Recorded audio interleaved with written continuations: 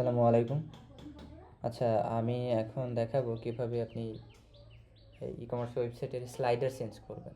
ঠিক আছে? এই স্লাইডারগুলো আপনি কিভাবে চেঞ্জ করবেন। তো এটার জন্য আপনাকে আপনার ওয়েবসাইটে অ্যাডমিন দিয়ে লগইন করার পর এখানে এডিট উইথ এলিমেন্টরে ক্লিক করতে হবে।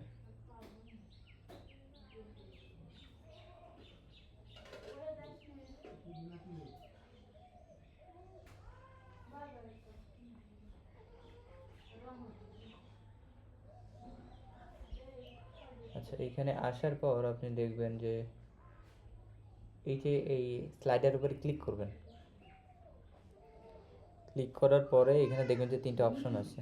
3টা অপশন এই 3টা স্লাইডারের জন্য। যদি আপনি এখানে ক্লিক করেন তাহলে দেখবেন এই যে ইমেজ দেখা যাচ্ছে এখান থেকে। তো আপনি এখান থেকে ক্লিক করলে আপনার এই যে আপলোড অথবা মিডিয়া থেকে আপনি সিলেক্ট করতে পারবেন যে স্লাইডারটা আপনি দিতে চান। দিয়ে সিলেক্ট করলে ওইটা এখানে সিলেক্ট হয়ে যাবে।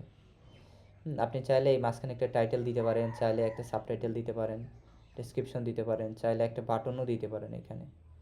হ্যাঁ, তো ইন্ডিভিজুয়াল আপনি চাইলে একটা ব্যবহার করতে পারেন আর একটা নাও করতে পারেন। তো এভাবে এই প্রত্যেকটা জিনিসকে আপনি আপডেট করতে পারেন। করে এখানে পাবলিশে ক্লিক করলেই আপনার এটা পাবলিশ হয়ে যাবে। ঠিক আছে? এই যে প্রথমে যদি কোনো এরর দেখে আপনি আবার ট্রাই করতে পারেন।